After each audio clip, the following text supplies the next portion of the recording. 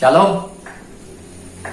Mari kita buka firman Tuhan dari kitab Amos pasal 8 ayat 11 sampai 14. Kita buka kitab Amos pasal 8 ayat 11 sampai 14.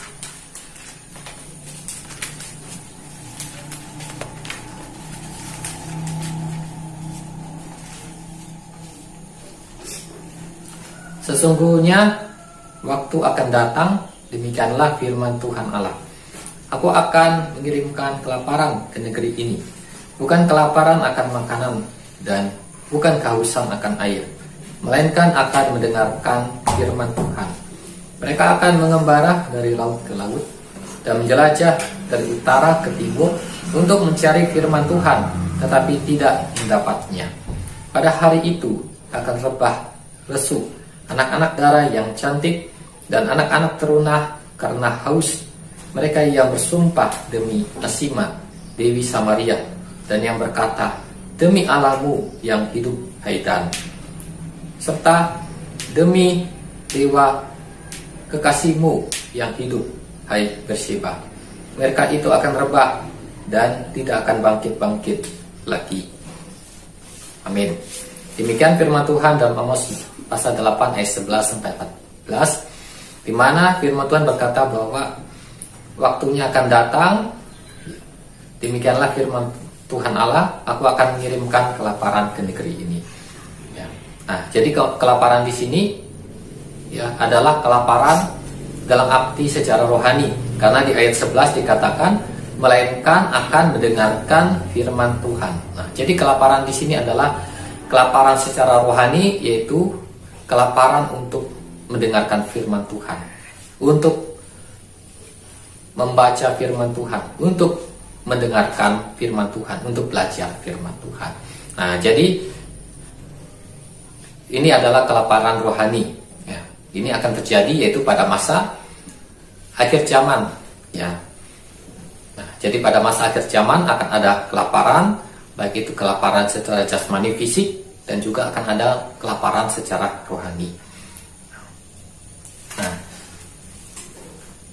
yang sangat penting adalah kelaparan rohani, karena kalau manusia tidak mendapatkan makanan rohani, maka dia akan binasa, ya, dia tidak akan diselamatkan. Kalau manusia tidak mendapatkan makanan jasmani, dia kelaparan, dia mati. Tetapi kalau dia punya iman, maka dia masih bisa selamat, mendapatkan hidup yang kekal. Tetapi kalau kelaparan rohani, apabila manusia lapar, kemudian tidak mendapatkan makanan rohani yaitu firman Tuhan, maka dia akan tidak memiliki firman Tuhan, tidak memiliki iman, maka dia bisa binasa atau tidak diselamatkan. Karena itu makanan rohani sangat penting. Karena itu Tuhan Yesus berkata dalam Matius pasal 4 ayat 4, manusia hidup bukan dari roti saja, tetapi dari setiap firman yang keluar dari mulut Allah. Jadi firman Tuhan itu sangat penting, ya, karena memberikan iman, membawa keselamatan, hidup yang kekal buat manusia. Kalau makanan jasmani hanya sebatas untuk kehidupan di dunia ini, tetapi bukan untuk kehidupan yang kekal, bukan untuk keselamatan. Tetapi makanan rohani, firman Tuhan itu untuk iman, untuk kehidupan rohani, untuk keselamatan, untuk hidup yang kekal. Jadi di masa akhir zaman ini akan ada masa kelaparan, ya, seperti yang dikatakan dalam Amos pasal 8. Nah, hal ini akan terjadi yaitu terutama yaitu pada zaman atau masa kesusahan, ya, atau kadang juga disebut masa antikris, ya. Nah, jadi kelaparan ini akan dibagi menjadi dua tahap, ya, tahap ke-1 dan tahap kedua. Ya, tahap pertama adalah kelaparan ini akan terjadi yaitu pada masa yaitu 3,5 tahun yang pertama dari 7 tahun masa perjanjian antara Israel dengan bangsa-bangsa. Seperti yang dikatakan dalam Daniel 9 ayat 27, raja itu akan mengadakan perjanjian selama 1 kali 7 masa atau selama 7 tahun. Nah, jadi kelaparan yang pertama ini ada 2 tahap, yaitu di 3,5 tahun yang pertama dan 3,5 tahun yang kedua. Ya, nah 7 tahun ini kadang disebut adalah masa kesusahan atau juga disebut masa antikris. Tetapi pada 3,5 tahun yang pertama, antikristus belum menyatakan dirinya, belum menjadi pemimpin tunggal di seluruh dunia. Tetapi di 3,5 tahun yang kedua, antikristus sudah mengambil alih kekuasaan di dunia. Antikristus menjadi pemimpin tunggal di seluruh dunia. Nah, jadi kelaparan yang pertama atau di tahap pertama, yaitu di 3,5 tahun yang pertama. Nah, itu dalam kitab Wahyu yaitu adalah meterai, ya, dalam Wahyu pasal 6, yaitu meterai yang kelima. Nah, jadi kelaparan ini akan terjadi yaitu pada meterai kelima, ya. Pada meterai keempat, yaitu pada akhir meterai 4, ya, itulah dimulai masa 7 tahun perjanjian ini, ya. Ya, dimulailah 3,5 tahun yang pertama, atau yang disebut juga adalah masa gereja, masa kemuliaan gereja, atau masa pencurahan Roh Kudus yang terakhir di akhir zaman, atau disebut hujan akhir, atau disebut lawatan Tuhan yang besar di akhir zaman. Nah, jadi kegerakan besar atau hujan akhir itu akan dimulai pada akhir meterai yang keempat. Nah, kemudian di meterai yang kelima dalam kitab Wahyu pasal 6, nah itulah masa kelaparan rohani, ya, masa kelaparan rohani, yaitu di akhir 3,5 tahun yang pertama, ya, di mana itu adalah di masa akhir-akhir dari kebangunan rohani yang besar di akhir zaman.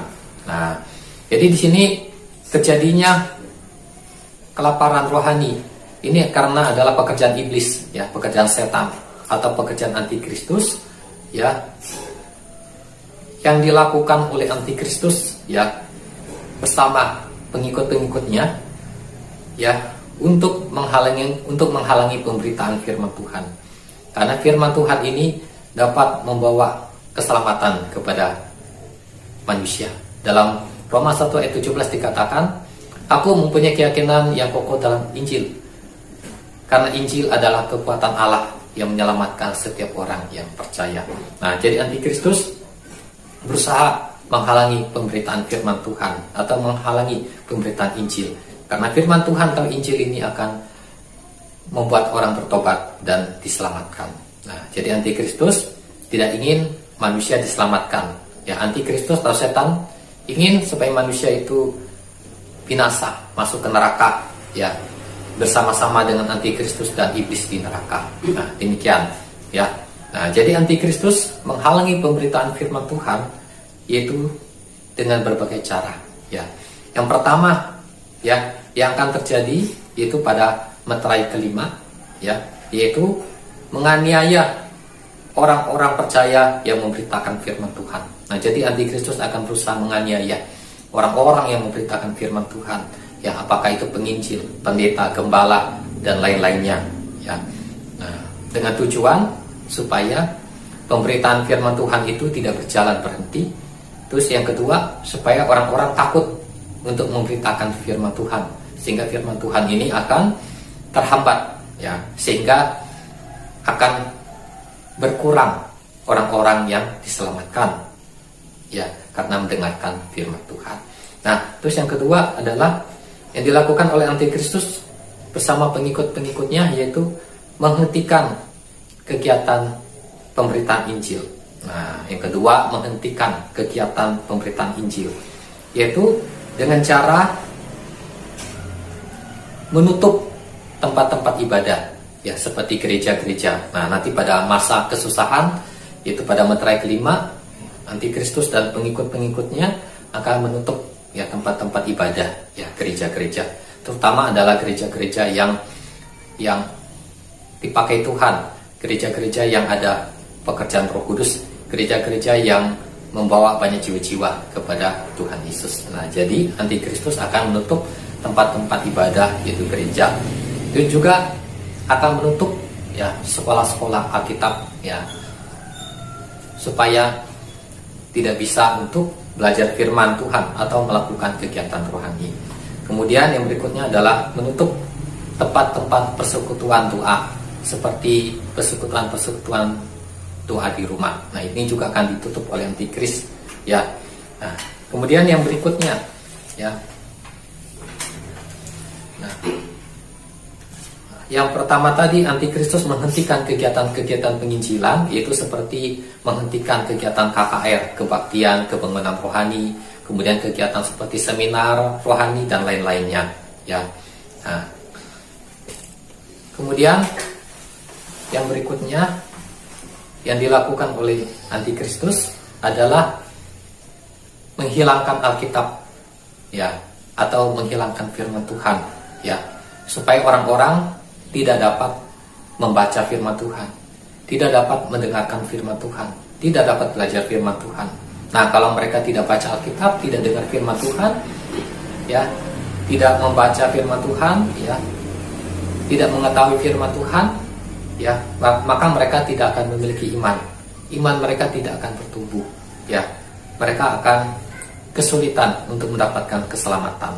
Nah, jadi antikristus, ya, menghilangkan Alkitab, ya, atau firman Tuhan, yaitu dengan dua cara, yaitu pertama adalah Alkitab tersebut dimusnahkan, ya, atau disingkirkan, ya, bisa dengan cara dibakar, ya, dan lain-lain, ya. Terus yang kedua, mengganti Alkitab yang ada, ya, atau Alkitab yang benar itu akan diganti dengan Alkitab terjemahan baru atau Alkitab palsu, ya, Alkitab yang tidak berisi kebenaran atau Alkitab yang dapat menyesatkan.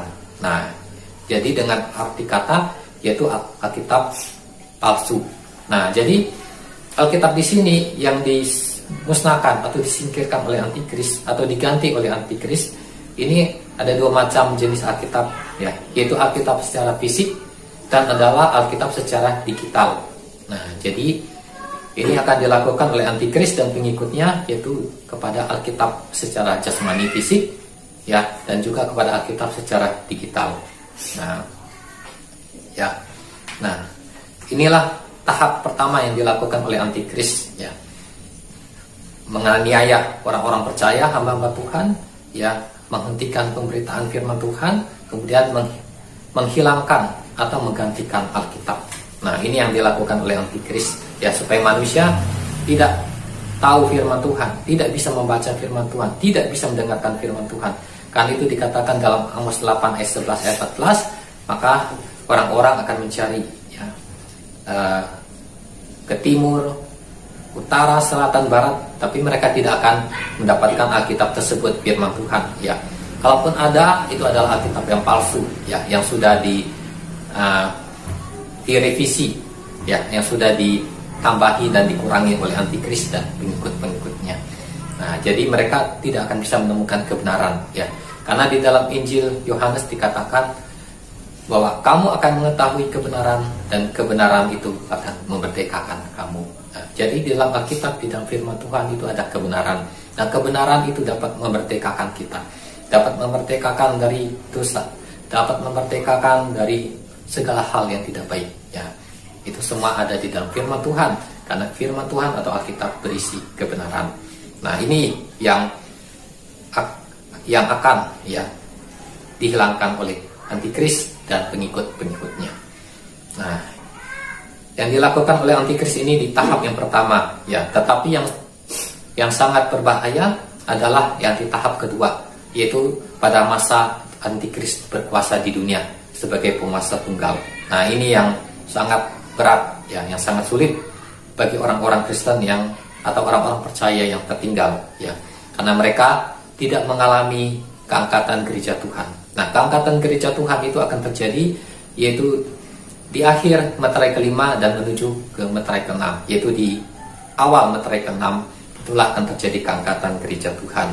Nah, dan itu dalam pelajaran perjanjian 7 tahun dan 9 ayat 7, keangkatan gereja Tuhan itu terjadi di akhir 3,5 tahun yang pertama. Nah, itulah terjadi keangkatan gereja Tuhan atau rapture, ya. Pada waktu keangkatan gereja Tuhan, ketika gereja terangkat, orang-orang kudus, orang-orang percaya yang dipenuhi Roh Kudus, yang sudah dewasa rohani, yang sudah menjadi mempelai Tuhan diangkat, maka barulah antikristus muncul, menyatakan dirinya dan menjadi penguasa tunggal di seluruh dunia. Nah, pada tahap kedua, seperti yang dikatakan dalam Amos 8 ayat 11-14, yaitu kelaparan akan firman Tuhan, ini akan lebih sulit ya daripada tahap yang pertama, yaitu pada 3,5 tahun yang pertama.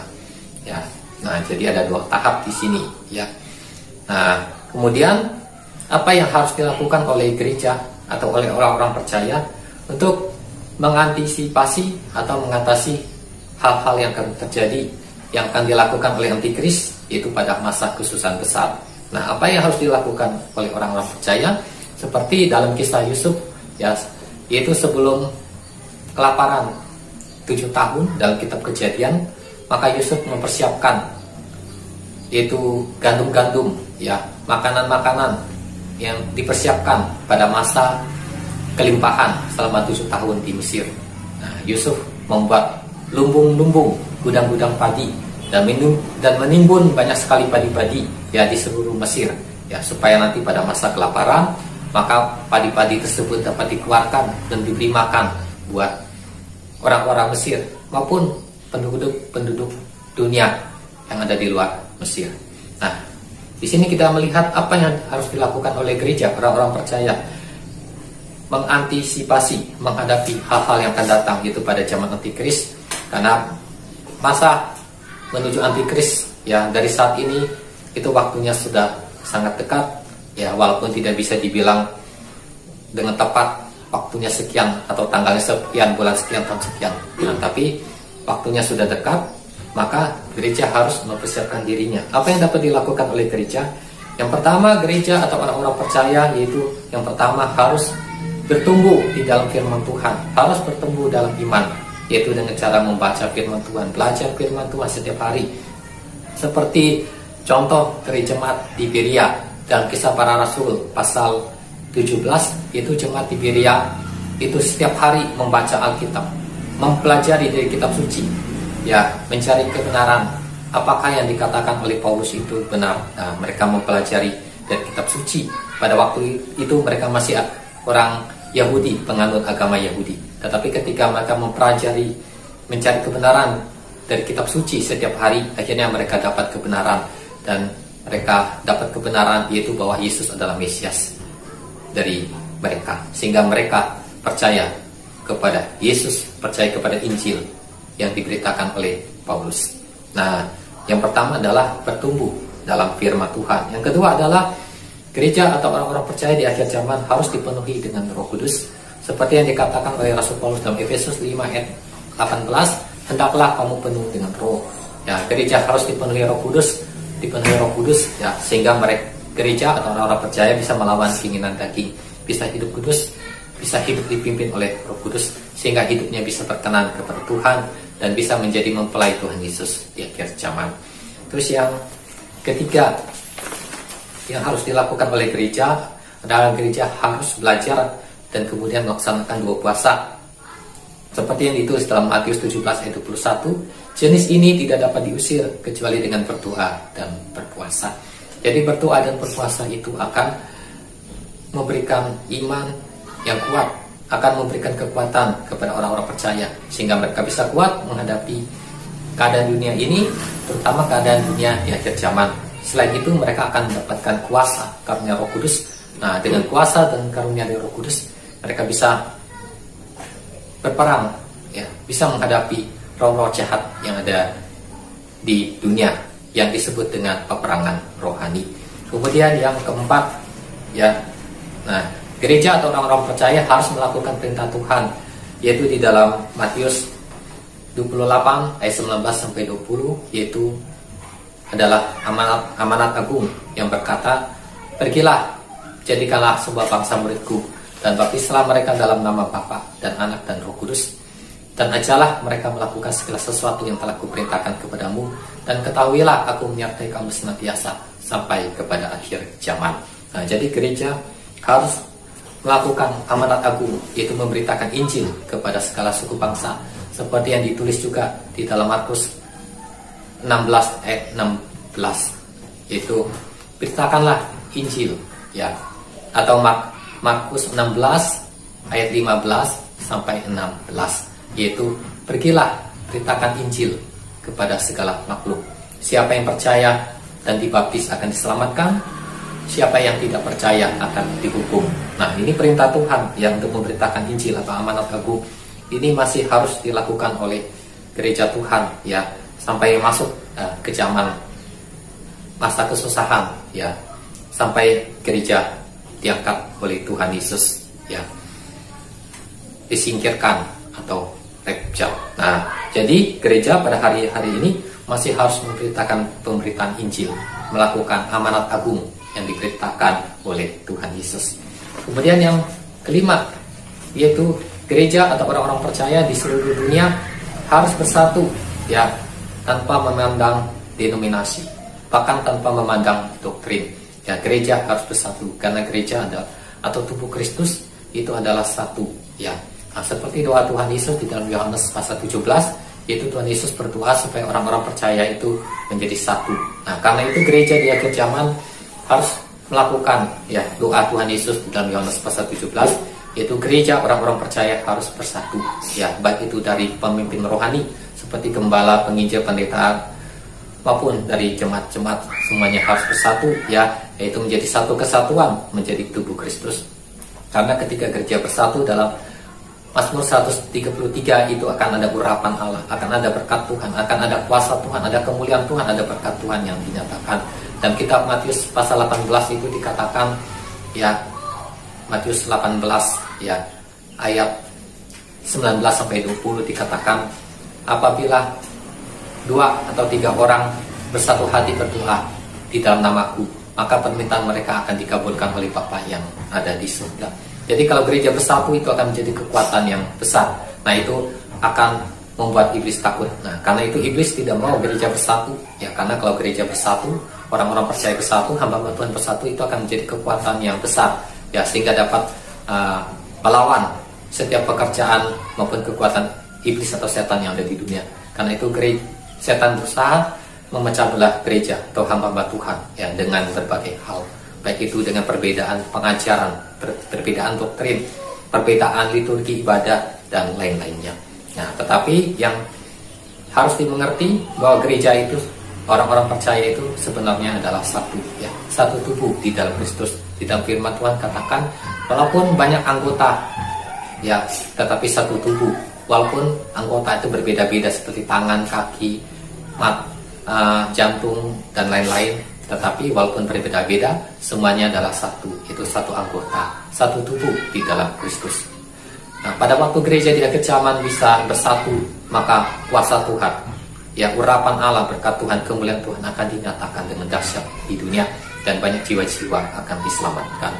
Nah, yang berikut adalah yang harus dilakukan oleh gereja atau orang-orang percaya adalah mendukung pelayanan pekerjaan Tuhan yang ada di seluruh bumi, ya, mendukung, yaitu dengan doa, mendukung dalam doa syafaat, mendukung dalam doa. Kemudian kedua adalah mendukung dalam dana, ya, setiap orang-orang percaya yang punya dana ataupun kelebihan uang, ya, belajar untuk memberkati, mendukung pekerjaan Tuhan yang dilakukan oleh hamba-hamba Tuhan ataupun lembaga-lembaga, organisasi atau badan-badan rohani atau Kristen yang membutuhkan dana untuk pelayanan, itu harus dibantu dengan dana, ya, supaya dengan dana tersebut pelayanan pekerjaan Tuhan yang ada di dunia ini boleh berjalan dengan lancar. Karena bagaimanapun juga gereja atau pelayanan itu masih ada di dunia, ya, membutuhkan juga dana. Nah, itu perlu didukung dengan dana, ya. Sebelum memberikan bantuan dana, maka orang-orang percaya perlu doa dulu sama Tuhan, apakah ini kehendak Tuhan untuk dia berikan atau dia salurkan, atau kemana dia akan salurkan. Nah, dia harus berdoa, tanya Tuhan, tanya Roh Kudus, nanti Tuhan akan memimpin. Nah, sesudah Tuhan memimpin, menuntun, maka disitulah, ya, orang-orang percaya, ya, memberikan, ya, persembahan-persembahan mereka, dana-dana mereka untuk mendukung pekerjaan Tuhan, sehingga pekerjaan Tuhan boleh berjalan dengan lancar. Maka seperti yang Tuhan Yesus katakan, ya, yaitu kumpulkanlah bagimu harta di surga, karena harta di surga itu pencuri tidak mencurinya, ngengkat dan karat tidak merusakkannya. Dengan dana-dana yang diberikan oleh orang-orang percaya yang ada di dunia, maka mereka juga akan mendapatkan harta di surga. Kemudian yang ketiga adalah mendukung dengan tenaga, Ya, orang-orang percaya perlu membantu ya dengan dukungan tenaga atau kemampuan yang ada pada mereka. Contohnya dalam pembangunan, contohnya pembangunan gereja, contoh mengangkut semen, mengangkut kayu-kayu, ataupun menukangi suatu bangunan, ya. Nah, itu adalah berbicara tentang bantuan dengan tenaga, ataupun mengantar orang dengan mobil atau motor. Nah, ini berbicara bantuan dengan tenaga. Nah, jadi ini yang harus dilakukan oleh orang-orang percaya untuk mendukung pekerjaan Tuhan yang ada di bumi, terutama di akhir zaman, yaitu dengan doa, dengan dana, dan dengan tenaga. Kemudian yang ketujuh adalah yang harus dilakukan oleh orang-orang percaya, yaitu memperbanyak firman Tuhan atau Alkitab, ya, dan menyimpan firman Tuhan atau Alkitab. Nah, jadi Alkitab ini harus diperbanyak ya oleh orang-orang percaya, ya, baik Alkitab secara fisik maupun Alkitab secara digital atau internet. Nah, ini harus diperbanyak oleh orang percaya seperti Yusuf yang menyimpan banyak gandum ya sebelum masa kelaparan. Nah, harus memperbanyak firman Tuhan. Kemudian sesudah firman Tuhan diperbanyak, kemudian firman Tuhan itu disimpan. Nah, yang berikutnya adalah menyimpan firman Tuhan. Menyimpan dengan banyak cara, ya. Kita minta hikmat sama Tuhan bagaimana cara menyimpannya, ya. Apakah menyimpan Alkitab fisik di dalam tanah kah, atau di dalam seperti tempat-tempat penyimpanan atau apa-apa supaya tidak rusak atau bagaimana. Nah, kita minta hikmat sama Tuhan bagaimana cara menyimpannya. Nah, itulah yang disebut dengan menyimpan. Nah, supaya nanti pada waktu masa kesusahan, pada zaman antikris, di mana Alkitab sudah dihilangkan atau diubahkan, maka orang-orang pada saat itu bisa mendapatkan Alkitab untuk mereka baca, sehingga boleh membawa keselamatan bagi mereka. Nah, ini juga menjadi tugas bagi orang-orang percaya untuk memperbanyak Alkitab dan menyimpan Alkitab, supaya nanti bisa dibaca, digunakan pada masa kesusahan, ya. Kemudian, nah, demikian yang harus dilakukan oleh orang percaya, ya, untuk mengantisipasi, ya, menghadapi hal-hal yang akan terjadi itu pada masa kesusahan atau pada masa antikris, di mana masa kesusahan atau masa antikris, ya, atau juga perjanjian Israel selama 7 tahun, ya, yang ada ditulis dalam Daniel 9 ayat 27. Nah, ini pasti akan terjadi, ya, dan akan terjadi pada waktu-waktu yang dekat, ya, tidak lama lagi, dan tidak dapat disebutkan tanggal sekian atau bulan sekian hari dan waktunya, tetapi pasti akan terjadi, dan juga pasti akan terjadi dalam waktu dekat, karena melihat situasi yang terjadi yang ada di dunia. Karena Tuhan Yesus berkata sama orang-orang Farisi dan ahli-ahli Taurat, Tuhan Yesus berkata, rupa-rupa langit dan bumi engkau mengetahuinya, tetapi tanda-tanda zaman engkau tidak mengetahuinya. Nah, Tuhan Yesus berkata bahwa umat Tuhan atau orang-orang percaya harus bijaksana, sehingga mereka bisa mengetahui, membaca tanda-tanda zaman, yaitu seperti bagaimana sekarang, ya. Nah, seperti yang Tuhan Yesus katakan sama orang Farisi, sama ahli-ahli Taurat, kalau kamu melihat awan gelap, kamu tahu hari akan hujan, tetapi tanda-tanda zaman kamu nggak bisa baca, nggak bisa mengetahuinya. Tetapi kita orang yang percaya sama Tuhan, yang belajar firman Tuhan, dipenuhi Roh Kudus, kita pasti bisa membaca tanda-tanda zaman dan bisa mengetahui sekarang zaman apa. Nah, di mana saat ini kita sudah berada di masa akhir zaman. Demikian firman Tuhan. Tuhan Yesus memberkati. Amin.